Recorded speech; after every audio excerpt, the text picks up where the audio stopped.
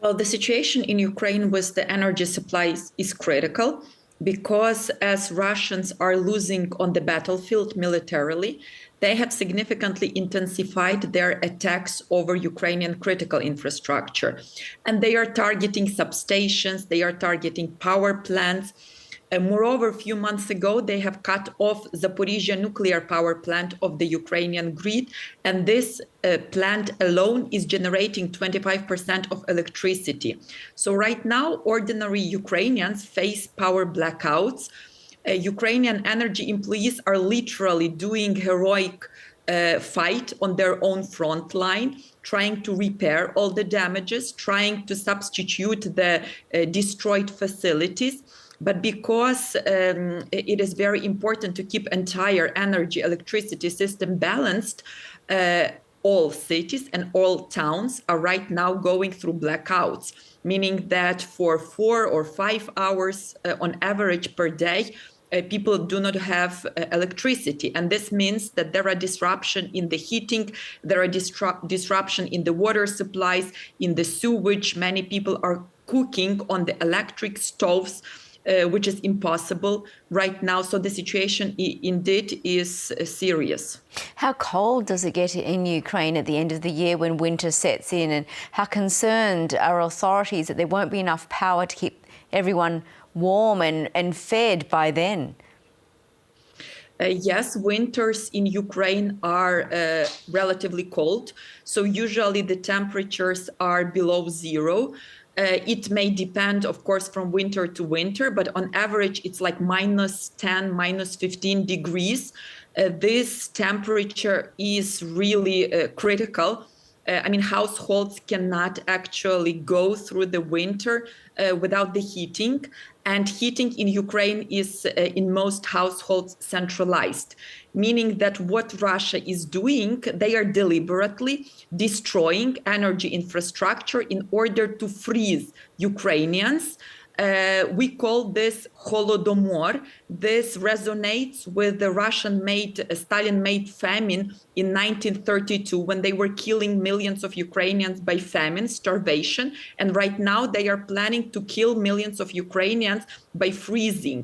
But they are also planning to cause the new wave of the refugees, migrants, people who will simply not able to go through the winter in Ukraine, and they will be moving to the European countries. And this will increase the economic burdens on these countries and make it more complicated for them to support Ukraine. So this is the evil Russian plan on how to destabilize Ukraine and how to destabilize Europe as well. What is the EU's plan to help with the energy crisis? There are two main pillars of the assistance which the European Union, but also entire democratic world should imply in order to help Ukraine go through this winter.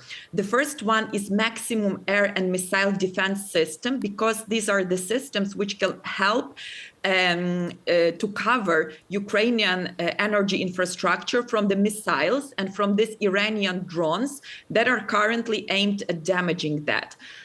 The second important pillar is to provide Ukraine with the necessary funds and equipment like transformators, cables, any kind of other necessary electricity equipment, which our energy companies need to repair and to reconstruct those infrastructure which is already damaged.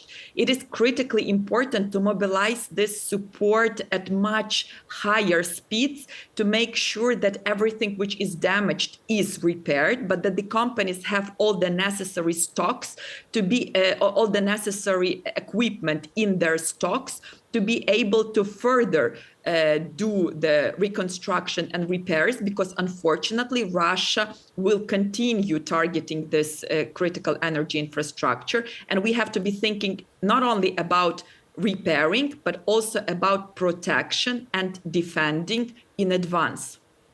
Well, you recently attended the conference on the recovery, reconstruction and modernisation of Ukraine, but you believe before focusing on all of this, the West needs to ensure Ukraine wins faster on the battlefield. Absolutely. I mean, it is indeed very important to be speaking about the recovery, post-victory recovery today, but we should not substitute the discussions, the talks, and the actions about helping Ukraine militarily and energetically already today. Because what we are seeing is that Russia is aiming at destroying Ukraine. So obviously it makes sense, to help Ukraine win much faster. And then we will have much smaller bill to pay for the future recovery. Do you find that the appetite is still there among the international community to help forces on the battlefield? Fortunately, yes. And I think that the key recipe why there is still a very big appetite of the international community to help us is actually the successes that Ukrainian armed forces are delivering on the battlefield. Because despite the fact that Russian army is still outnumbering us around 5 or 6 times in artillery, in tanks, in all other heavy weapons, our armed forces are successfully doing counteroffensive on the east and on the south of the country. And entire Kharkiv region is already liberated. And there are some successes in the Kherson region as well. So we are still awaiting for the official news from the general staff. But what we have been hearing so far, the news are very promising. And this is even despite that we still lack very much armored vehicles. We still lack very much infantry fighting vehicles. And here we are extremely grateful to the Australia, because you were one of the first one, despite being, on the other side of the planet, you were one of the first who sent us this Bushmasters, which are saving the lives of Ukrainians on the battlefield. We are very grateful for that, and we very much ask for more assistance with the armored vehicles, with the artillery, but also with the ammunition, because we are using a lot of ammunition, obviously, because of the intensity of the fighting. Indeed. Olena Halushka, the world is watching consistently. Thank you so much for your time and talking to us. Thank you very much, too.